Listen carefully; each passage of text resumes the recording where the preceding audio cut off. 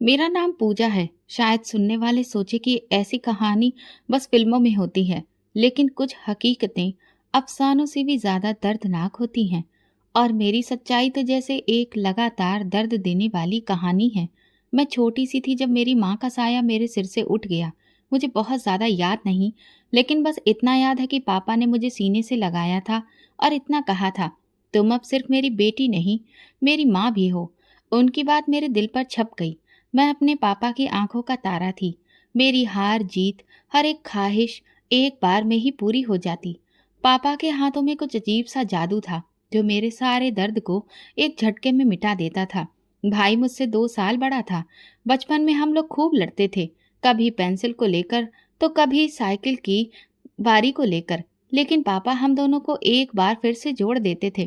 पापा कहते थे, तुम दोनों तो मेरी आंख का तारा हो, एक को तकलीफ हो तो दूसरी को भी दुख होता है। और हम दोनों हंस देते थे। पापा का कपड़ों का कारोबार एक छोटे से पैमाने पर शुरू हुआ था। एक छोटी सी फैक्ट्री और एक छोटी सी वर्कशॉप कह सकते हैं, जहां कुछ कारीगर औरतों के कपड़े सिलते थे। लेकिन पापा के अंदर एक अलग ही जुनून था। हर दिन खूब सारी मेहनत, हर दिन कुछ नया। फिर धीरे धीरे कारोबार चल पड़ा, फिर थोड़ा और संभला, और देखते ही देखते पापा एक बड़े कारोबारी बन गए। भाई बड़ा हुआ तो पापा ने उसे भी अपने साथ कारोबार में लगा लिया। भाई समझदार था, लेकिन पापा जितना नहीं। मैं ये ध्यान देती थी कि पापा के साथ उसका रवैया बदलने लगा है। वो पापा से बहस करने लगा था, अपने फैसले उनके ऊपर जबरदस्ती थोपने लगा था।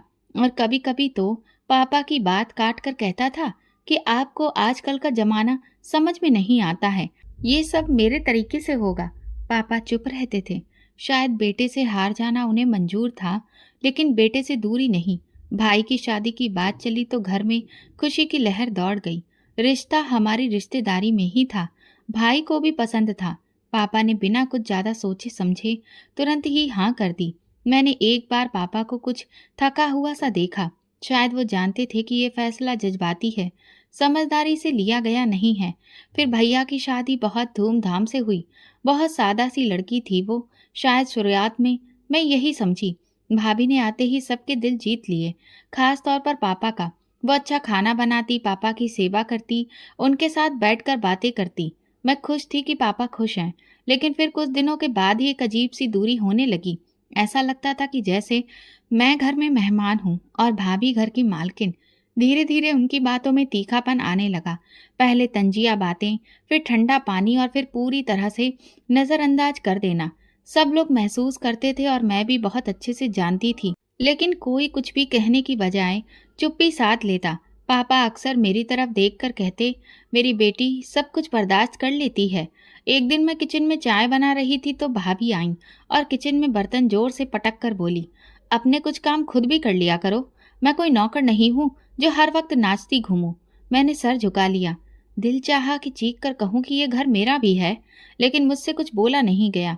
मैं अपने कमरे में जाकर देर तक रोती रही। वो कमरा जिसमें मेरी हंसी देर तक गूंजती रहती थी, अब मेरे आंसुओं को देख रहा था। बाहर से तभी पापा की आवाज आई, पूजा चाय पिलाओगी? मैंने आंसू पोंछे और किचन की तरफ चल दी।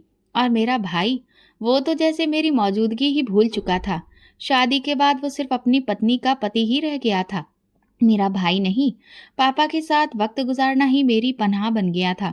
हम साथ में बैठकर बातें करते, चाय पीते। वो अक्सर कहते, जब तक मैं जिंदा हूँ कोई तुम्हें कुछ नहीं कह सकता। मैं सोचती कि वक्त यहीं थम जाए, मैं हमेशा पापा के साए में छिपी रहूं। लेकिन वक्त तो वो है जो कभी किसी की नहीं सुनता। पापा का साया मेरे लिए एक ऐसा आसरा बन चुका था, जहां मैं अपना हर दर्द, हर गम दफन करती थी। लेकिन जैसे जैसे वक्त गुजरा, रिश्तेदारों की नजरें मेरी तरफ बढ़ती गईं। हर किसी के आने पर उनके मुंह पर बस एक ही बात होती, पूजा अब बड़ी हो गई है, उसके लिए कोई अच्छा रिश्ता देखना चाहिए। पापा हर बार मुस्कुराकर इस बात को टाल देते थे। लेकिन भाई, जिसे मेरी जिंदगी में पहले ही कोई दिलचस्पी नहीं थी, वो पापा पर जोर देकर कहने लगा, अगर इसे पढ़ने लिखने का कोई शौक नहीं है तो बेहतर यही है कि इसकी शादी कर दी जाए, वरना कल को लोग बातें बनाएंगे। मेरा मन पढ़ाई से सच में उचट चुका था। 12वीं के बाद ऐसा लगा कि अब कुछ और सीखने का दिल ही नहीं चाहा। लेकिन हकीकत ये भी थी कि शादी तो मेरे मन में कभी आई ही नहीं थी, न ख्वाबों में न ख्यालों में। भाभी खामोश नहीं रहती थी। हर रोज कोई न कोई नई बात। मेरी बहन की ननद के बेटे का रिश्ता है, लड़का जरा सीधा साधा है, लेकिन घर बहुत अच्छा है। पापा हमेशा सोच में पड़ जाते थे। वो मेरी इच्छा जानना चाहते थे, लेकिन भाभी के लगातार दबाव डालने और भाई के कहने पर वो अब उलझन में पड़ गए थे। एक दिन पापा ने मुझे अपने कमरे में बुलाया। वो कमरे के कोने में बैठे कुछ सोच रहे थे। मैं पास में गई तो बोले, पूजा, तुमसे कुछ पूछना है। मैंने खामोशी से उनकी तरफ देखा। अगर तुम कहो तो एक रिश्ता आया है, तुम्हारी भाभी की बहन की ननद का बेटा है। मैं अभी इस बारे में बात नहीं की है, लेकिन वो कह रही है कि लड़का अच्छा है। तुम क्या कहती हो? मेरे दिल में जैसे कुछ टूट गया। मैंने धीरे से कहा, जैसा आप ठीक समझें, मुझे मंजूर है। पापा ने मेरी तरफ देखा। उनकी आंखों में कुछ रुका हुआ सा था, जैसे कि वो जानते थे कि ये फैसला ठीक नहीं है, लेकिन वो खामोश रहे। कुछ दिनों में ही बात तय हो गई। मैं भी नहीं जानती थी कि ये सब इतनी जल्दी कैसे हो गया। शायद रिश्तेदार पापा को तैयार करने में कामयाब हो गए थे, या फिर पापा भी थक चुके थे। शोर में मेरी आवाज़ जैसे कहीं खो गई थी। शादी के बाद जब मैं विदा होकर ससुराल पहुंची, तो वहां पर मेरा स्वागत भी बहुत ही अजीब सा था। सास ने बस एक बार मुस्कुराकर देखा और कमरे की तरफ इशारा कर दिया। ना कोई हाल चाल पूछना, ना कोई मतलब। पति, वो भी एक खामोश सा इंसान था। पहले मैंने सोचा कि शायद तबीयत ठीक नहीं होगी, लेकिन कुछ दिनों में अंदाजा हो गया कि वो ज्यादा बातचीत करना पसंद नहीं करता है। कमरे में आता तो बस मोबाइल लेकर बैठ जाता। मैं जब भी कुछ कहती तो बस या अच्छा कहना सुनने को मिलता। कुछ दिनों के बाद भाई का फोन आया। वो हंस रहा था। क्या हाल है? अब तो नई जिंदगी शुरू हो गई है। मैंने बस इतना कहा, हाँ, भगवान की कृपा है। भाभी ने तुरंत फोन हाथ में लिया और बोली, देखा, मैं ना कहती थी, नवीन अच्छा लड़का है, वक्त के साथ दिल भी लग जाएगा। दिल लग जाएगा? मैंने अपने दिल में सोचा, जिस दिल पर इतना बोझ हो, वो कैसे किसी अजनबी के लिए धड़केगा। ससुराल में सब कुछ नाप तोल कर मिलता था, बात भी, वक्त भी, इज्जत भी। सुबह का नाश्ता बनाती तो तारीफ नहीं होती थी, लेकिन अगर जरा सा कुछ भी जल जाए तो सब लोग नाक मुंह चढ़ा लेते थे। शादी को 3 महीने हुए थे जब एक दिन शाम को दरवाजे पर दस्तक हुई। दरवाजा खोला तो सामने एक अजनबी औरत खड़ी थी। चेहरे पर ना गम ना गुस्सा, आंखों में घुसा हुआ दर्द। उसने बिना कोई दुआ सलाम के कहा, नवीन घर पर है? मैं थोड़ा सा हिचकिचाते हुए बोली, जी, आप कौन? वो बोली, मैं उसकी पत्नी हूँ। ये सुनकर मेरी तो सांस ही रुक गई। इससे पहले कि मैं कुछ भी कहती, वो तुरंत ही अंदर घुस आई। ड्राइंग रूम में बैठते ही मेरा पति आ गया। उसने उसे देखते ही मुंह पकड़ लिया। तुम यहाँ? औरत ने तंजिया कह कहा लगाया। हाँ, क्यों? डर लग रहा है? मेरी आंखों के सामने जैसे कोई तमाशा चल रहा था, जिसमें मैं कभी भी किरदार नहीं बनना चाहती थी। नवीन ने मुझे इशारे से कमरे के अंदर जाने को कहा, लेकिन अब तो बहुत देर हो चुकी थी। बाद में मुझे पता चला कि उसने 2 शादियां की थीं। एक को तो वो पहले ही तलाक दे चुका था, और दूसरी ये, जिसने दरवाजा खटखटाया था, अभी भी उसकी पत्नी थी, बस अलग रह रही थी। ये सब तुमने मुझसे छुपाया क्यों? मैंने पूछा। तो पति ने बड़े ही लापरवाह लहजे में कहा, क्योंकि मैं जरूरत नहीं समझ रहा था। तुम्हें इससे क्या फर्क पड़ता है? मैं पत्थर हो गई। फर्क तो उसी दिन पड़ गया था जब तुमने शादी के समय हमसे ये बात छुपाई और खुद को कुंवारा बताया। कुछ दिन के बाद ससुराल का माहौल और भी ज्यादा बदलने लगा था। सास अक्सर मुझे हुक्म देने लगी थी, पूजा, ये बर्तन धो दो, बाहर भी झाड़ू लगा, और हाँ, मेरे लिए वक्त पर नाश्ता तैयार होना चाहिए। पति अक्सर घर देर से लौटता, और जब भी आता तो सवाल करता, आज तुमने अपने पापा से बात की? मैं पूछती, किस बारे में? तो कहता, अपने पापा से कहो कि हमें कुछ पैसे भिजवा दें, क्योंकि मुझे कुछ काम शुरू करना है। पहली बार तो मैंने इनकार किया, तो वो नाराज हो गया। अगले दिन घर में सख्त रवैया, ठंडा लहजा और तंजिया बातें। रात को आकर बोला, देखो, ये तुम्हारे पापा का ही वादा है, कल को तुम्हारे लिए ही ये काम आएगा। मैंने पापा को फोन किया। ज्यादा कोई इधर उधर की बात किए बिना सीधा कहा, पापा, नवीन को कुछ पैसों की जरूरत है। पापा ने कहा, क्या तुम्हें सच में ये मंजूर है? मैंने कहा, हाँ पापा, शायद उन्हें पैसों की सख्त जरूरत है। कुछ दिनों में पैसे आ गए और नवीन खुश हो गया। 1 महीने तक सब कुछ ठीक चलता रहा। फिर एक दिन सास शाम को बोली, पूजा, सुनो, तुम्हारे पापा को बोलो कि वो नवीन को एक मोटरसाइकिल लेकर दें। उसको आने जाने में परेशानी होती है। मैंने तुरंत जवाब दिया, माँ जी, अभी पापा ने कुछ दिन पहले ही तो पैसे भेजे थे। वो कहने लगी, तो कोई एहसान नहीं किया, बाप है, वो तुम्हारी बेटी के ससुराल में ध्यान देना उसकी जिम्मेदारी बनती है। नवीन रात को कहने लगा, तुम्हें दिक्कत क्या है? तुम अपने पापा से बात क्यों नहीं करती हो? तुम्हारी वजह से सारा काम रुका पड़ा है। मैंने हिम्मत करके कहा, पहले भी पापा ने बिना किसी सवाल जवाब के दिया था, लेकिन तुम्हारी मांगे तो रुकने का नाम ही नहीं ले रही हैं। नवीन ने गुस्से से मेज पर हाथ मारा, तो अब तुम मेरे खिलाफ खड़ी हो रही हो? मैंने तुम्हें इज्जत दी, घर दिया, और तुम अब मुझ पर सवाल उठा रही हो? इज्जत जो कभी मुझे मिली ही नहीं। वो अपनी आवाज ऊंची करके मुझे खामोश करवा रहा था। मैं कुछ बोली नहीं, पापा को भी कुछ नहीं बताया, बस इतना कहा, अभी कुछ मत भेजिएगा। पापा ने हाँ समझकर बस अपना सर हिला दिया, लेकिन उनकी खामोशी में कुछ छुपा हुआ था, और मैं घर में भी कुछ नहीं बताया। शायद मैं अपने अंदर के तूफान को छुपाने की कोशिश कर रही थी, क्योंकि मुझे शर्मिंदगी होती थी कि ये फैसला मैं खुद ही किए बैठी थी। सच्चाई तो ये थी कि मेरी जिंदगी की बुनियाद ही झूठ पर रखी गई थी, और हर दिन वो बुनियाद और ज्यादा कमजोर होती जा रही थी। 6 महीने गुजर चुके थे। एक दिन मैंने सुना कि नवीन किसी से फोन पर कह रहा था, अब अगर ये भी बेकार निकली तो फिर इसके साथ वक्त बर्बाद करने का क्या फायदा है। उसका फोन बंद हुआ तो मैंने धीरे से पूछा, क्या बात कर रहे थे आप? उसने आंख उठाकर देखा और मुझसे कहा, कुछ नहीं, बस काम की बात कर रहा था। तुम हर वक्त सुनती क्यों रहती हो? मैंने अपना रुख मोड़ लिया, लेकिन मन में उसकी बात गूंजती रही। अब हर छोटी बात में ताना शामिल होता था। अगर नाश्ते में जरा सी भी देर हो जाए तो सुनने को मिलता, बस अब यही और रह गया था, निकम्मी कहीं की, न बच्चा न 4 घर के काम होते हैं। सास की बातचीत में भी अब एक नया अंदाज आ गया था। अब तुम्हारे जैसा नसीब हो तो यही हाल हो। शादी को 1 साल होने वाला है, लेकिन अब तक कोई खुशखबरी नहीं मिली। मैं हर महीने उन नजरों का सामना करती जो मेरे शरीर को कसूरवार ठहराती थी। डॉक्टर के पास जाने की बात पर मेरी सास ने बड़े ही कठोर लहजे में कहा, डॉक्टर के पास जाना कोई जरूरी नहीं है, हम सब कुछ समझते हैं। मैंने खामोशी ओढ़ ली। मैं हर रोज खुद को तसल्ली देती, शायद एक दिन धीरे धीरे सब कुछ बदल जाएगा, लेकिन कल की उम्मीद कुछ और ही बनकर रह जाती थी। एक दिन नवीन घर लौटा तो बहुत गुस्से में था। जूते निकालकर फेंकते हुए बोला, आज फिर बिजली का बिल वक्त पर जमा नहीं हुआ। तुम घर में करती क्या रहती हो? मैंने धीरे से कहा, आप ही तो कहते हैं कि ये काम आपके हैं।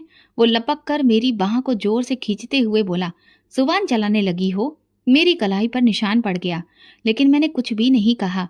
रात को कमरे में सन्नाटा छाया रहा। सोने से पहले वो बोला, अगर यही हाल रहा तो मैं तुम्हें तुम्हारे मायके वापस भेज दूंगा, बेकार औरत। एक दिन मोहल्ले की एक मौसी आई हुई थी।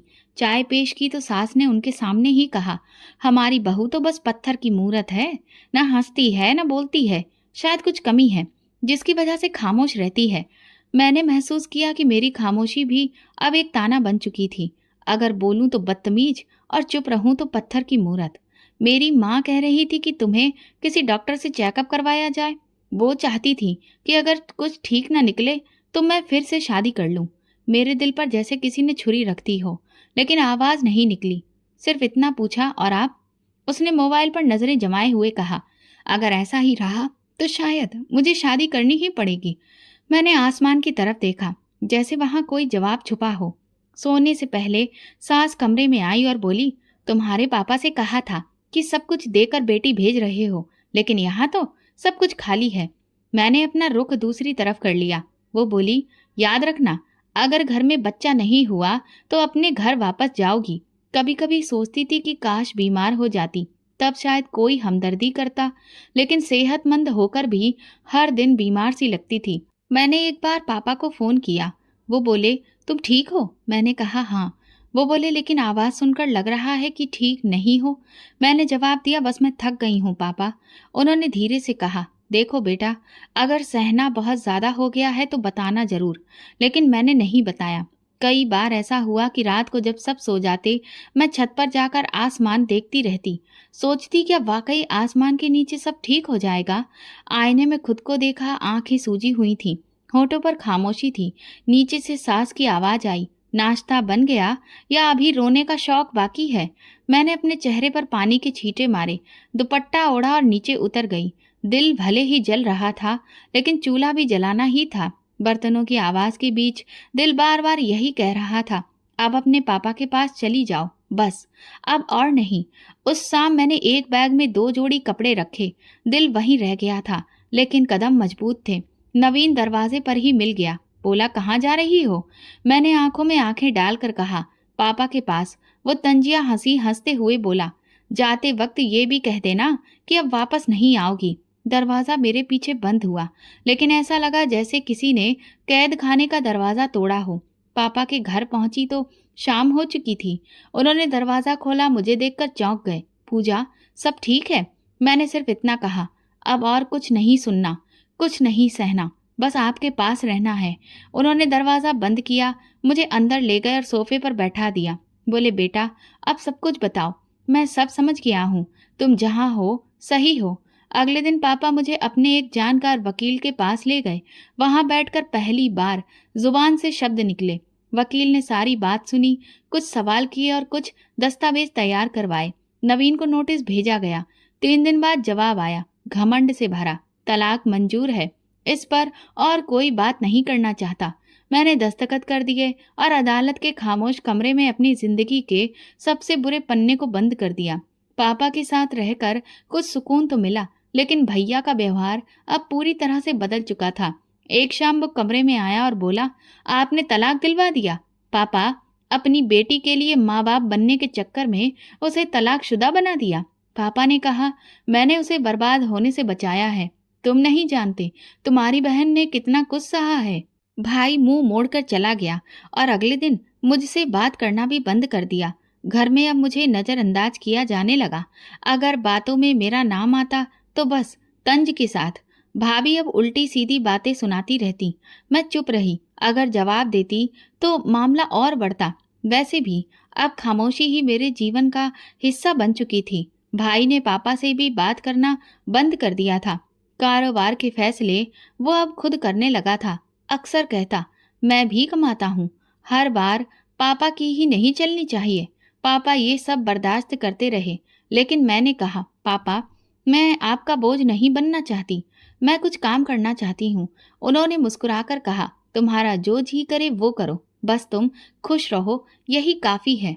कुछ दिनों के बाद मैंने एक सिलाई सीखने वाले इंस्टीट्यूट में दाखिला ले लिया। पापा मुझे खुद अपने साथ लेकर गए और कहने लगे, अपनी दुनिया खुद बनाओ, दूसरों से कोई उम्मीद मत रखो, अगर रखोगी तो दिल टूटेगा। उस इंस्टीट्यूट में जाना मेरे लिए एक नई दुनिया में कदम रखने जैसा था। वहां और भी लड़कियां थीं, जिनकी अपनी अपनी कहानियां थी, अपने अपने दर्द, लेकिन उन सब में बस एक बात पड़ी थी, वो सब दोबारा जीना चाहती थी। भैया का व्यवहार बिल्कुल ठंडा हो गया था। वो अक्सर घर में ये बात उठाता रहता, अब इसकी दोबारा शादी करवा देनी चाहिए। आखिर कब तक ये हमारे सर पर रहेगी?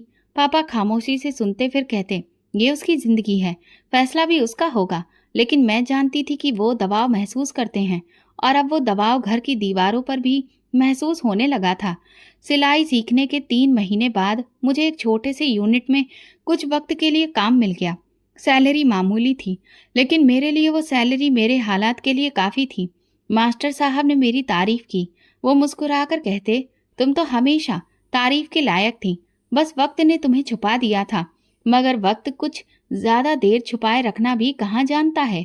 एक शाम वापसी पर मैंने देखा कि घर में सन्नाटा था। भाई की आवाज नीचे कमरे से आ रही थी। भाभी भी साथ में ही थी।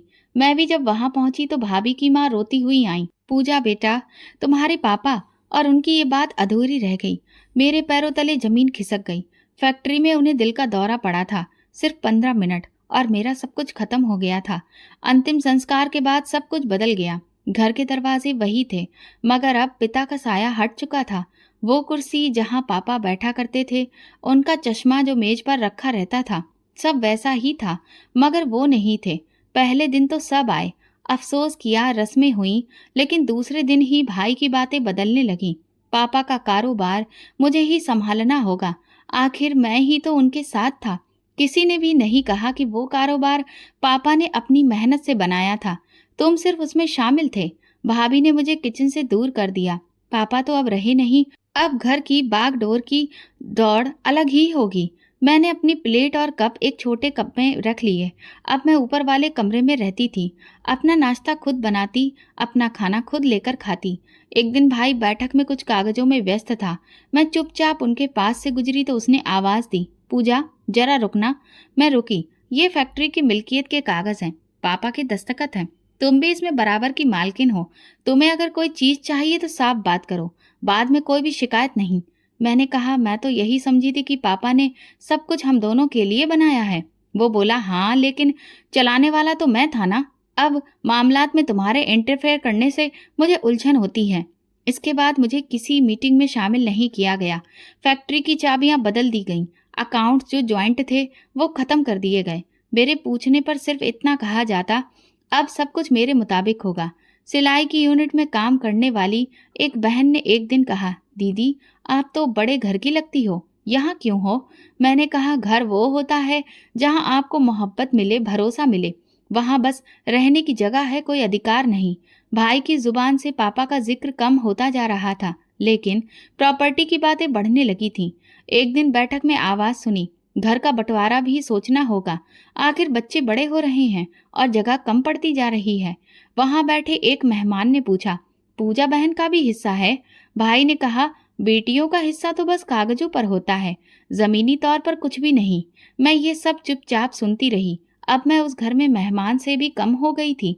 कपड़े धोना, झाड़ू लगाना, बर्तन साफ करना, लाइट का बिल तक खुद देना, ये सब नॉर्मल बन चुका था। एक दिन भाभी ने आकर कहा, ऊपर वाले कमरे में अब हमारा बेटा पढ़ने लगा है, तुम कहीं और जाकर अपना बंदोबस्त कर लो। मैंने ये सवाल किया, कहाँ जाऊं? वो बोली, बहुत सारे आश्रम खुले हुए हैं औरतों के लिए। तुम तो अब अकेले रहने की आदी हो चुकी हो, अब अपनी जिम्मेदारी खुद उठाने का मतलब समझो। उस रात मैं छत पर देर तक बैठी रही। आसमान में तारे थे मगर कोई भी रोशनी मेरे लिए नहीं थी। सोचा, पापा होते तो ये सब नहीं होता। अगले दिन जब मैं जा रही थी तो भाई सोफे पर बैठा मोबाइल देख रहा था। भाभी बच्चों को खाना खिला रही थी। किसी ने सिर उठाकर नहीं पूछा कि मैं कहाँ जा रही हूँ। मैं गई नहीं, मुझे धकेल दिया गया। वो दरवाजा बंद हुआ पर एक फैसला खुल गया। अब जिंदगी सिर्फ सहने का नाम नहीं थी, अब मुझे खुद अपनी जगह बनानी थी, चाहे अपने दम पर या किसी अजनबी की मेहरबानी से। जिस दिन मैंने उस घर को छोड़ा, वहीं से मेरी जिंदगी का एक और रास्ता खुल चुका था। कुछ दिन मुझे अपने करीबियों के घरों में गुजारने पड़े। हर जगह बस इतना ही वक्त मिला जितना कि सवाल ना उठें। फिर मैंने शहर के पुराने कब्रिस्तान के पास एक खाली जगह ढूंढी जो किसी जमाने में चौकीदार के लिए बनी थी। रात वहीं गुजर जाती और दिन में मैं किसी छोटे मंदिर या किसी कोठी में काम करके कुछ रुपए कमा लेती। बस इतना ही काफी था जीने के लिए। इसी दौरान एक दिन एक जाना पहचाना चेहरा मिला। मौसी, संगीता मौसी। वही संगीता मौसी जो कभी पापा से दवा लेने आई थी। वे बाजार में मिली। मेरी हालत देखकर हैरानी से पूछने लगी, बेटा घर वापस क्यों नहीं गई? मैंने उनकी तरफ देखा और धीरे से कहा, वहां अब मेरे लिए कोई जगह नहीं रही मौसी। उन्होंने मेरे माथे पर हाथ रखा और बोली, काश तुम्हारे पापा होते तो ये दिन तुम्हें कभी देखना नहीं पड़ता। तुम्हें पता है तुम्हारे भाई ने फैक्ट्री बेच दी है। मेरे कदम रुक गए। मैंने सवालिया नजरों से देखा। हाँ, 2 दिन पहले एक पार्टी आई थी, पूरा ऑफिस खाली करवा दिया गया। मैं तो हैरान रह गई। वो जगह जो तुम्हारे पापा के नाम पर थी। मैं खामोश हो गई। कुछ घंटे बाद एक पुराने वर्कर से बात हुई जो अभी भी यूनिट में काम कर रहा था। उसने बताया, हमें नया मालिक कल से संभालेगा, सब कुछ अब बदलने वाला है। फैक्ट्री जिसके लिए पापा रातों को जागते थे अब किसी और की थी। मैं शाम को सीधे पुराने ऑफिस के बाहर पहुंची। साइन बोर्ड भी बदल चुका था। जहां कभी मेरे पापा का नाम लिखा होता था वहां अब किसी दूसरी कंपनी का नाम जगमगा रहा था। एक जान पहचान वाले कर्मचारी ने बताया, तुम्हारे भाई साहब कह रहे थे कि सऊदी अरब में उन्होंने एक बड़ा सेटअप शुरू किया है, उसके लिए सब बेच दिया गया। उस रात मैं कब्रिस्तान के किनारे जा बैठी। वहां वही खामोशी पसरी थी जो मेरे दिल में थी। 2 दिन बाद एक और झटका लगा। भाभी ने अपनी एक सहेली के जरिए मुझे संदेश भेजा, अब तुम अपना बंदोबस्त पक्का कहीं और कर लो, क्योंकि हम घर भी बेच रहे हैं और सऊदी जा रहे हैं। मैंने जवाब भिजवाया, मेरा हिस्सा? जवाब मिला, क्या सबूत है कि तुम्हारा यहाँ कोई हिस्सा है? सारी जायदाद तो तुम्हारे भाई के नाम पर थी। मैंने एक वकील से मशवरा किया, उसे कागजात दिखाए जो मेरे पास सिर्फ फोटोकॉपी की शक्ल में मौजूद थे। वो कुछ देर उन्हें देखता रहा, फिर बोला, ये दस्तखत अजीब लग रहे हैं, बहुत कुछ यहाँ पर छुपा है।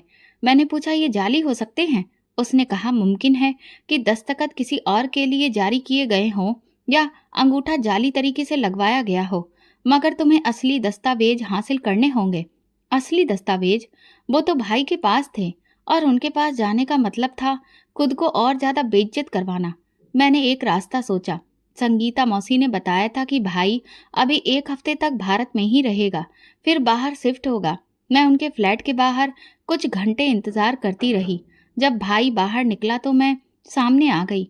मुझे आपसे बात करनी है, सिर्फ 2 मिनट। उसने तेज नजर से देखा। मेरे पास वक्त नहीं है। पापा ने अपनी जिंदगी में सब कुछ मेरे नाम कर दिया था, तो मैं जो मिला वो काफी नहीं। मैंने कहा, मुझे कुछ भी नहीं मिला, और जो तुम्हें मिला है वो भी शायद तुम्हारा नहीं था। भाभी बाहर आई। पूजा, तुम अभी भी हमारे ही पीछे पड़ी हो। हमें छोड़ दो, हम नई जिंदगी शुरू करने जा रहे हैं। मैंने बस एक बात कही, जिंदगी वो नहीं होती जो दूसरों को बर्बाद करके मिले। जिंदगी वो होती है जो इंसान खुद संवारता है। भाई ने एक लम्हे के लिए कुछ कहना चाहा, फिर चुप रह गया। वो चुप्पी जो एक भारी खामोशी के जैसी होती है। अगले दिन मैंने अदालत में दरख्वास्त दायर कर दी।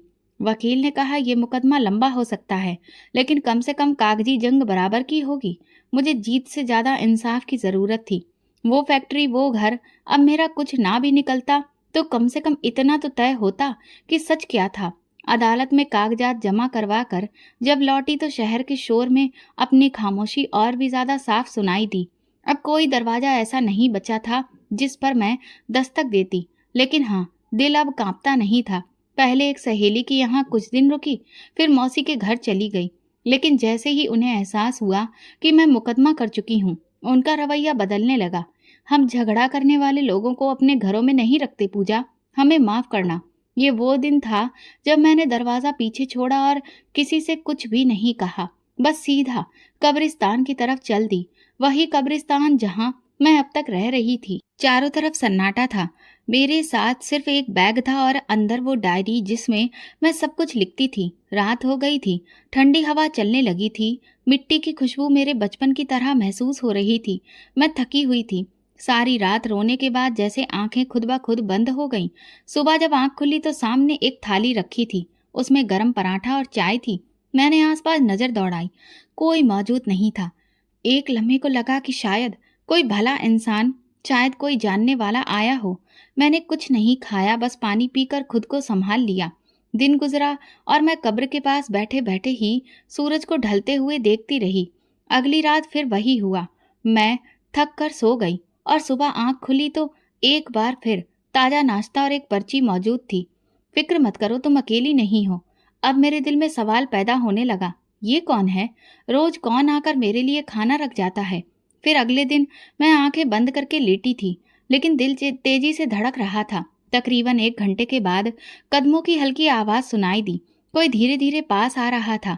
मेरे दिल की धड़कन तेज हो गई, लगा अभी दिल बाहर आ जाएगा। कदम रुके, फिर हल्की सी खनक सुनाई दी, जैसे बर्तन जमीन पर रखे जा रहे हों। मैंने जरा सी आंख खोलकर देखा। एक बुजुर्ग शख्स जिसके चेहरे पर सफेद दाढ़ी थी सामने दिखा, लेकिन अंधेरे में उनका चेहरा पूरी तरह से नजर नहीं आ रहा था। लेकिन उनका अंदाज बिल्कुल मेरे पापा जैसा था। उन्होंने खाना रखा, पानी की बोतल रखी, पर्ची सामने रखी और वापस मुड़ गए।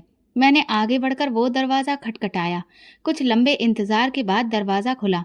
वही बुजुर्ग सामने थे। उन्होंने मुझे देखा और फिर धीरे से कहा, आ जाओ बेटी, तुम्हें आने की जरूरत नहीं थी, मगर शायद तुम्हें जानना था कि मैं कौन हूँ। मैं अंदर दाखिल हुई। अंदर एक साधारण सा कमरा था, एक चारपाई, कुछ बर्तन और एक पुरानी अलमारी। आप कौन हैं? मेरी आवाज कांप रही थी। वो मुस्कुराए। मैं संतोष हूँ, तुम्हारे पापा का पुराना दोस्त। तुम बहुत छोटी थी जब मैंने आखिरी बार तुम्हें देखा था। तुम्हारे पापा ने एक वक्त पर मेरी बहुत मदद की थी। मैं कोढ़ का मरीज था, जब सबने मुझे छोड़ दिया था, लेकिन तुम्हारे पापा ने मेरा हाथ थामा, मेरा इलाज करवाया, खाना दिया, दवाई दी। मैं पत्थर बनी खड़ी रही। जब मैं वापस आया तो सब सुना। तुम्हारे पापा नहीं रहे। फिर तुम्हें मैंने यहाँ कब्र के पास बैठे देखा तो खुद को रोक ना सका। मैं चाहता तो तुम्हें अपने घर बुला सकता था, मगर मैं चाहता था कि तुम खुद आओ, खुद मुझ पर भरोसा करो। मैं खामोश रही। आंखों से आंसू बहने लगे। ये घर खाली है और अब तुम्हारा है। मैंने इसे तुम्हारे नाम कर दिया है। तुम्हें अब कोई भी बेघर नहीं कर सकता। मैंने उनका हाथ पकड़ा, वही हाथ जिन्होंने मुझे मेरी खोई हुई जगह वापस दी थी। मेरे दिल में पहली बार सुकून महसूस हुआ, जैसे पापा ने मुझे दोबारा अपनी पनाह में ले लिया हो। उस रात मैंने लंबी नींद ली और पहली बार डर के बिना सोई। अगले दिन सुबह जब मैं उठी तो मेरे ऊपर वही चादर थी जो पिछली रात संतोष चाचा ने दी थी। मैंने अपने बैग से पुरानी डायरी निकालकर पापा के नाम पर कुछ लिखा था, लेकिन उसे मैंने पन्ने को सब अधूरा छोड़ दिया। शायद इसलिए कि जो सवाल लिखना चाहती थी उसका जवाब मिल चुका था। संतोष चाचा ने नाश्ता तैयार कर लिया था, सादा सा खाना, जैसे पापा भी अक्सर खुद बनाकर खाते थे। मैंने उनसे नजर मिलाए बिना पूछा, आप कितने दिनों से मेरे पीछे आ रहे थे? वो खामोशी से थाली मेरे सामने रखते हुए बोले, जिस दिन तुम पहली बार इस कब्रिस्तान में आई थी उसी दिन से। मैंने हैरत से देखा, तो आपने वो सब अकेले ही किया? खाना, पानी, वो पर्चियां? उन्होंने मुस्कुराकर जवाब दिया, अकेला हूं तो करता भी सब खुद ही हूं। पर्चियां वो सिर्फ तुम्हें याद दिलाने के लिए थी कि तुम टूटी नहीं हो, बस बुरे वक्त से गुजर रही हो। मैंने पूछा, आप मुझे पहले क्यों नहीं मिले? वो कुर्सी पर बैठकर दरवाजे की तरफ नजर डालते हुए बोले, तुम्हारे पापा जितने सख्त थे उतने ही खामोश भी। मेरी बीमारी के दिनों में सबने दरवाजा बंद किया, सिर्फ वही आए, मेरे जख्म धोए, मुझे सहारा दिया। उसके बाद मैं वापस अपने गांव चला गया। वहां से बस यही सुना कि वो नहीं रहे। जब वापस आया तो तुम्हारी हालत देखी तो दिल नहीं माना। मैं तुम्हें यूं बेसहारा नहीं देख सकता था। मैंने धीरे से पूछा, आपका कोई अपना नहीं? वो लम्हे भर खामोश रहे, फिर बोले, ना पत्नी है ना औलाद। शायद तुम्हारे पापा ही मेरे सब कुछ थे और अब तुम हो। मैंने नजरें झुका ली। उनके लहजे में अजनबियत नहीं, अपनापन था जो कभी पापा के लहजे में दिखता था। तुमने मुझे अपना समझा, मैं एहसानमंद हूँ। वो हंसने लगे, ये एहसान नहीं, अधिकार है। तुम मेरे दोस्त की निशानी हो। तुम्हारे पिता ने मुझ पर जो एहसान किए हैं वो कोई नहीं चुका सकता, लेकिन मैं चाहता था कि तुम्हें अपनी अहमियत का एहसास खुद हो, इसलिए कभी सामने से आकर कुछ नहीं कहा। मैंने कहा, तो वो पर्चियां आप लिखते थे? हाँ। उन्होंने धीरे से सिर हिलाया। हर रोज सोचता था, आज क्या लिखूं जो तुम्हारे दिल को सहारा दे। कभी तुम्हारे पापा के लहजे में, कभी दोस्त के। मेरे मन में वो सारी पर्चियां घूमने लगीं। तुम अकेली नहीं हो, तुम्हारे पिता तुम्हारे साथ हैं। उन शब्दों के पीछे सिर्फ शब्द नहीं, एहसास छुपा था। संतोष चाचा ने एक फाइल लाकर मेरे सामने रखी। ये देखो। मैंने उसे खोला तो कानूनी दस्तावेज निकले। उस पर साफ लिखा था, ये मकान जो मेरे नाम पर है आज से पूजा के नाम पर दर्ज किया जाता है। मेरी आंखें नम हो गईं। ये आप क्या कर रहे हैं? उन्होंने मेरे हाथ थाम कर कहा, मैं अपनी जिंदगी का वो कर्ज चुका रहा हूँ जो तुम्हारे पापा ने मेरे लिए चुकाया था, और तुम्हें वही मुकाम दे रहा हूँ जो तुम्हारा है। मैंने धीरे से कहा, ये मुकाम देने के लिए आपने जो किया वो कोई और नहीं कर सकता था। उसी दिन से मैंने सब कुछ ठीक करना शुरू कर दिया। सामान जमाया, फर्श धोया, पर्दे बदले, पापा की तस्वीर लगाई। संतोष चाचा रोज सुबह बैठक के सामने पेड़ के नीचे कुर्सी पर बैठकर चाय पीते और पुरानी बातें सुनाते। एक दिन मैंने उनसे पूछा, आपने कभी दोबारा जिंदगी शुरू करने का नहीं सोचा? वो हंसकर बोले, हर कोई दोबारा शुरू नहीं कर सकता, कुछ लोग सिर्फ दूसरों को दोबारा शुरू करने की हिम्मत देते हैं। मैंने मुस्कुराकर कहा, इसलिए आप मुझे लगातार खाना देकर हिम्मत दिलाते हैं। उन्होंने एक पर्ची निकाल कर दी, यह आखिरी पर्ची है, इसे संभाल कर रखना। मैंने पर्ची खोली, उस पर लिखा था, अब तुम खुद लिख सकती हो, तुम्हारे शब्द तुम्हारी रोशनी होंगे। शायद यही वो दिन था जब मुझे महसूस हुआ कि मैं टूट कर भी बच गई हूँ। अब मेरे पास न सिर्फ पनाह थी बल्कि पहचान भी थी। जब कागजी कार्रवाई पूरी हुई और सब कुछ मेरे नाम पर हो गया तो ये एहसास आने लगा कि अब मैं किसी और की छत के नीचे नहीं, अपने घर में सांस ले रही हूँ। भले ही वो सिर्फ 2 कमरों का सादा सा मकान था, लेकिन मेरे लिए वो एक पूरी दुनिया थी। पहली बार मैंने अपनी मर्जी से दरवाजे पर नाम की तख्ती लगाई। संतोष चाचा मेरा हमसाया बन चुके थे। हम साथ में नाश्ता करते, साथ बाजार जाते और वो रोज शाम को सिलाई वाली मेज के पास बैठकर पुरानी खबरें सुनाते। उनकी मौजूदगी में वो सन्नाटा खत्म हो चुका था जो बरसों से मेरे जहन को खा रहा था। अगले हफ्ते 3 लड़कियां मेरे पास सिलाई सीखने आईं। उनमें से एक की माँ ने पूछा, बेटा आप खुद भी सिखाती हैं? मैंने जवाब दिया, अभी शुरू किया है, ये मेरा नया रास्ता है। कई दिन गुजर गए। एक शाम दरवाजे पर दस्तक हुई। बाहर एक बच्चा खड़ा था, हाथ में मोबाइल था। दीदी, कोई आपसे बात करना चाहता है। मैंने फ़ोन लिया, लाइन पर भाई था। पूजा, मैं चुप हो गई। मैं सऊदी अरब में हूँ। सब कुछ खत्म हो गया है। वो कंपनी जिसके साथ मैंने सौदा किया था, वो तो फ्रॉड निकली। फैक्ट्री के पैसे भी ले गई और घर का पैसा भी। अब मैं यहाँ मेहनत मजदूरी कर रहा हूँ। मेरी जुबान पर कुछ नहीं था, लेकिन दिल में हलचल जरूर थी। वो बोलता रहा, तुम्हारी भाभी मुझसे अलग हो चुकी है, बच्चे लेकर वापस चली गई है। मेरे पास अब कुछ नहीं बचा, सिर्फ एक मोबाइल और कुछ पैसे। मैं जानता हूँ मैं गलत था, लेकिन पापा की मौत के बाद जैसे कुछ नजर आना बंद ही हो गया था। तुमसे भी मैं बहुत बुरा व्यवहार कर रहा था। फोन बंद होने के बाद मैं देर तक बैठी रही। ना खुशी थी ना गुस्सा, बस एक एहसास कि सब कुछ आखिर सामने आ ही गया। अगले दिन संतोष चाचा आए। मैंने उन्हें सब बताया। वो खामोशी से सुनते रहे, फिर बोले, भगवान ने तुम्हें वक्त से पहले बहुत कुछ दिखा दिया है ताकि तुम वक्त पर समझ सको। मैंने कहा, अब दिल में ना नफरत है ना रिश्ता, बस एक दूरी है। उन्होंने बात में सर हिलाया। ठीक है, पर अगर वो वापस आए तो वो जान ले कि अब तुम पहले वाली पूजा नहीं रही। कुछ ही दिनों में मेरे सिलाई ग्रुप में बढ़ोतरी हो गई। अब 5 लड़कियां शाम को आती और मोहल्ले की गलियों से कुछ काम भी आने लगा। एक औरत ने कहा, बहन, आपके कपड़े की सिलाई बहुत बेहतरीन है। और ये बात मेरे लिए सबसे खूबसूरत थी। एक शाम दरवाजे पर फिर वही बच्चा आया। बहन, फोन है, सऊदी अरब से। संतोष चाचा ने फोन उठाया। कुछ लम्हों के बाद उन्होंने मुझे फोन दिया। पूजा, मैं वापस आ रहा हूँ। कुछ दिनों में हिंदुस्तान में हूँ। सर छुपाने की जगह नहीं है। बस इतना जानता हूँ कि जिस छत के नीचे पैदा हुआ था, वो छत अब नहीं रही।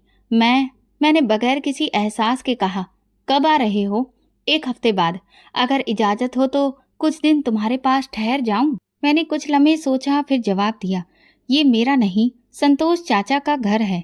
अगर वो चाहें तो आ सकते हो। फोन बंद हुआ और संतोष चाचा ने मेरी तरफ देखा। तो तुम उन्हें वापस आने दोगी? हाँ, क्योंकि अब मैं कमजोर नहीं हूँ। और माफी, वो हमेशा बड़ी रहेगी। संतोष चाचा बोले, तो तुम अब वाकई बड़ी हो गई हो। मेरे चेहरे पर एक मुस्कुराहट बिखर गई। एक दोपहर दरवाजे पर हल्की सी दस्तक हुई। संतोष चाचा कुर्सी से उठे। मैं सिलाई मशीन पर काम कर रही थी। वो वापस आए तो उनके साथ वो खड़ा था जो बरसों पहले मुझे दरवाजे से निकाल चुका था, मेरा भाई। उसकी हालत बदली हुई थी। बाल बिखरे थे, चेहरे पर थकान और आंखों में नमी थी जो मैंने कभी देखी नहीं थी। हाथ में सिर्फ एक बैग था और कपड़ों से साफ पता चलता था कि उसकी हालत बहुत खराब है। उसने झिझकते हुए चाचा को नमस्कार किया और मेरी तरफ देखा। संतोष चाचा ने एक तरफ होकर कहा, अंदर आ जाओ, धूप तेज है। भाई ने कमरे में कदम रखा, लेकिन अंदर के सुकून को तोड़ने के लिए कुछ नहीं बोला। चंद लम्हे गुजरे, फिर उसने नजर उठाकर कहा, मैं माफी मांगने आया हूँ। सब कुछ लुटा चुका हूँ और अब तुम्हारे सिवा कोई नहीं बचा। मैं खामोशी से संतोष चाचा की तरफ देखने लगी। वो समझ गए और बाहर चले गए। भाई ने बैठते ही कहना शुरू किया, सऊदी अरब में सब कुछ खत्म हो गया। पार्टनर पर भरोसा किया, वो रकम लेकर गायब हो गया। भाभी ने तलाक ले लिया, बच्चों को अपने साथ ले गई। मैंने कई दिन सड़कों पर गुजार दिए, मजदूरी की, फिर फैसला किया कि वापस आकर वो सब मांग लूं जिससे दूरी बना ली थी। मैंने सवाल नहीं किया, बस सुन रही थी। मैं जानता हूँ तुम्हें धक्का दिया, जायदाद पर कब्जा किया, तुम्हें बेघर किया, लेकिन पूजा, मैं अब वो इंसान नहीं रहा। वो गुरूर, वो दौलत, सब छिन गया। सिर्फ एक चीज बची है, पछतावा। उसके चेहरे से पछतावा छलक रहा था, लेकिन मैं जानती थी पछतावा माफी की दलील नहीं, माफी का दरवाजा होता है। खोलें या ना खोलें, यह हमेशा बड़ा होता है। तुमने सब बर्दाश्त किया, मैंने कुछ भी न पूछा। तुम चली गई और मैं पलटकर नहीं देखा। लेकिन आज जब दुनिया ने मुझे तन्हा कर दिया, तो जिन्हें हम कमजोर समझते हैं वही असल में सबसे मजबूत निकलते हैं। मैंने गहरी सांस ली। ये घर संतोष चाचा का है, मैं उन्हीं के घर में पल रही हूँ। उनकी इजाजत के बगैर मैं कुछ नहीं कर सकती। इस वक्त संतोष चाचा दरवाजे पर आ गए, जैसे सब सुन चुके थे। पूजा, अगर ये सच बोल रहा है तो मेरे दरवाजे बंद नहीं हैं। मैंने तुम्हें अपना घर दिया, अब तुम्हारे फैसले का वक्त है। मैंने भाई की तरफ देखा। यहाँ जगह है, लेकिन शर्त भी है। शर्त भी है? वो फौरन बोला, जो कहो मंजूर है। यहाँ किसी को हक नहीं कि अतीत को मुद्दा बनाए। तुम यहाँ रह सकते हो, लेकिन फैसले मेरे नहीं तुम्हारे होने चाहिए। खुद को साबित करो, चाचा का भरोसा जीतो, और अगर वाकई बदल चुके हो तो वो खुद तुम्हें अपना लेंगे। भाई की आंखें भर आईं। वो झुककर बोला, मैं हर शर्त मानता हूँ, बस तुमने दरवाजा खोल दिया यही मेरे लिए बहुत है। अगले दिन से वो घर के छोटे मोटे कामों में मदद देने लगा। संतोष चाचा ने उसे अपनी जरूरत के काम थमा दिए। ये सब करके लाओ और वक्त पर, फिर देखेंगे अगला कदम क्या है। भाई ने बिना कोई ऐतराज के सब किया। शाम को चाचा ने मुझसे कहा, बदले हुए चेहरे को परखना मुश्किल होता है, लेकिन जो खुद को बदले उसका रास्ता रोका नहीं जा सकता। अब वो रोजाना शाम को मेरे साथ सिलाई यूनिट के बाहर बैठता और आने वाली लड़कियों को दरवाजा खोलता। एक दिन भाई ने कहा, वो कागजात जिन पर जाली दस्तखत थे मेरे पास हैं, चाहे तो सब वापस तुम्हारे नाम हो सकता है। मैंने नरमी से जवाब दिया, अब इन चीजों की जरूरत ही नहीं। जो सुकून इस छोटे से घर ने दिया वो किसी फैक्ट्री में नहीं मिल सकता। उसने कहा, कम से कम तुम्हें वो दस्तावेज देखने चाहिए ताकि तुम जान सको कि सच क्या है। मैंने कहा, मैं जानती हूँ सच क्या था। पापा के साथ जो तुमने किया वो माफ किया, लेकिन भूलना मेरे लिए मुश्किल है। बस इतना जान लो, तुम अब सिर्फ भाई हो, मालिक नहीं। संतोष चाचा ने हमारी बात सुनी और मुस्कुराकर बोले, जो रिश्ता दोबारा जुड़ जाए उसे हर रोज संवारना पड़ता है। तुम दोनों ने वो पहला कदम उठा लिया। उसी दिन शाम को मैंने खिड़की खोली और पहली बार भाई को आंगन में पौधों को पानी देते हुए देखा। वही हाथ जो कभी बेदर्दी से मुझे धक्का दे चुके थे, आज नरमी से मिट्टी को संवार रहे थे। और मैंने जान लिया था, शायद माफी का दरवाजा सिर्फ दूसरों के लिए नहीं, खुद के लिए भी खोलना पड़ता है। सुबह की रोशनी धीरे धीरे आंगन में उतर रही थी। छोटे पौधे जिन्हें मैं कुछ महीने पहले उगा चुकी थी अब निकल चुके थे। भाई पानी दे रहा था और संतोष चाचा चारपाई पर बैठे अखबार के पुराने कॉलम पढ़ रहे थे, जिन्हें वो महीनों से जमा करते थे। मैंने दरवाजे के साथ लगी दीवार पर कील ठोकी। पूजा का घर। ये सिर्फ सिलाई सीखने का दरवाजा नहीं था, ये वो दुनिया थी जहाँ वे लड़कियां आती थी जिन्हें सब बेकार, बेमतलब और बदनसीब समझते थे। कोई तलाकशुदा थी, दूसरी को ससुराल वालों ने निकाल दिया था, तीसरी का पति उसके वजूद को ही मानने से इनकार करता था। लेकिन ये सब यहाँ आकर खुद को महसूस करने लगी थी। एक दिन मैं और भाई छत पर बैठे थे कि तभी संतोष चाचा एक लकड़ी का बॉक्स लेकर हमारे पास आए।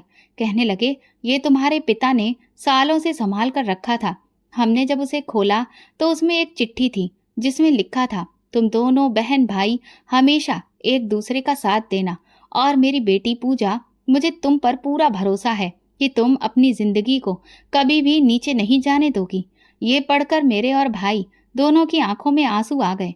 भाई एक बार फिर से अपने किए पर शर्मिंदा होने लगा। पापा की उस चिट्ठी को पढ़कर मेरे मन में ख्याल आया कि मेरे पापा ने अपनी फैक्ट्री को कितनी मेहनत से खड़ा किया था, लेकिन आज उस फैक्ट्री पर किसी और ने अधिकार कर लिया है। मैंने भाई से इस बारे में बात की तो वो फूट फूट कर रोने लगा कि उसने अपने गलत फैसलों की वजह से सब कुछ बर्बाद कर दिया। मैंने भाई से कहा, पापा को हम दोनों पर भरोसा था, अगर तुम मेरा साथ दो तो हम फिर से एक बार नई शुरुआत कर सकते हैं। भले ही हमारे पास पापा जितना अनुभव नहीं है, लेकिन इतने सालों में हमने उनसे काफी कुछ सीखा है और बस उसी को आगे बढ़ाते हुए हमने घर से ही एक छोटे से कारोबार की शुरुआत की, जैसे पापा ने की थी। धीरे धीरे कुछ साल बीतने लगे। एक तरफ मैं अपने छोटे से बिजनेस में दिन रात मेहनत कर रही थी, दूसरी तरफ सिलाई सेंटर पर भी ध्यान दे रही थी। अब वहां मैंने कुछ और हुनरमंद लड़कियों को सिखाने के लिए रख लिया था। कुछ सालों में हमारे पास इतना पैसा आ गया कि हमने एक छोटी सी वर्कशॉप की शुरुआत कर ली, लेकिन यह हमारी बहुत छोटी जीत थी। अभी तो बहुत बड़ा मुकाम हासिल करना था। इस फैक्ट्री को उस मंजिल तक पहुंचाना था जहां हमारे पिता की मेहनत सबको दिखाई दे। एक दिन संतोष चाचा ने हमें एक खबर पढ़कर सुनाई जो अखबार में छपी थी। वो मेरे पति के बारे में थी। उस पर उसकी पत्नियों ने कोर्ट केस कर दिया था। वो एक पत्नी रखने के बावजूद कई औरतों से बार बार शादी करके उनके साथ धोखाधड़ी कर रहा था और इसीलिए उसकी पत्नियों ने उस पर मुकदमा दर्ज कराया था। उसका ये काला चेहरा सबके सामने आ गया। अदालत ने ना सिर्फ उसे सजा सुनाई बल्कि ये भी फैसला दिया कि उसे उन दोनों औरतों को जुर्माना भी चुकाना पड़ेगा। जब मैंने जुर्माने की रकम पढ़ी तो मेरी आंखें बड़ी हो गईं। वो जुर्माना बहुत भारी था, इतना कि शायद वो पूरी तरह से बर्बाद हो जाए। मुझे ये खबर पढ़कर कुछ सुकून मिला, क्योंकि ऐसे लोगों को ऐसी ही सजा मिलनी चाहिए। जैसे जैसे साल बीत रहे थे, हम भाई बहन दिन रात मेहनत करके तरक्की के रास्ते पर आगे बढ़ रहे थे। और फिर वो दिन आया जब एक बार फिर से हमने पापा के नाम पर और भी बड़े स्तर पर एक बड़ी सी फैक्ट्री खोली। जब ये सब भाभी को पता चला तो उन्होंने भाई से माफ़ी मांगी और दोबारा वापस लौटने की कोशिश की। लेकिन भाई ने कहा, जो औरत सिर्फ अच्छे वक्त में साथ रहे, वो औरत बुरे वक्त में फिर से छोड़ सकती है। इसीलिए मैं तुम्हारे साथ नहीं रहना चाहता, लेकिन हाँ, मैं अपने बच्चों से दूर नहीं रह सकता। इसलिए जब तुम्हारा दिल करे, मेरे बच्चों को मेरे पास लाती रहना और मैं अपने बच्चों की पूरी पूरी जिम्मेदारी उठाऊंगा। बस मेरे और तुम्हारे बीच अब पति पत्नी का कोई रिश्ता नहीं रहेगा। हम सिर्फ अपने बच्चों के माँ बाप ही रहेंगे। आज भाई अपने बच्चों के साथ एक खुशहाल जिंदगी जी रहा है, क्योंकि भाभी अब बच्चों को हमारे पास ही ज्यादा दिनों के लिए छोड़ जाती हैं। मैं भी अपने भतीजे भतीजियों के साथ बहुत खुश हूँ। भाई ने एक दो बार दोबारा शादी करने की बात कही, लेकिन मैंने साफ इनकार कर दिया, क्योंकि अब मैं इस जिंदगी में खुश हूँ। सबसे ज्यादा मुझे खुशी इस बात की है कि मेरे भाई को अपनी गलती का एहसास हुआ और उसे अपने पिता की कद्र समझ में आ गई थी। तो दोस्तों, अगर आपको हमारी कहानी पसंद आई हो तो कमेंट करके ज़रूर बताएं। वीडियो को लाइक करें और ज़्यादा से ज़्यादा शेयर करें। अगर आप चैनल पर नए हैं तो सब्सक्राइब जरूर करें और नोटिफिकेशन बेल दबाएं, ताकि अगली अपडेट सबसे पहले आपको मिले। धन्यवाद।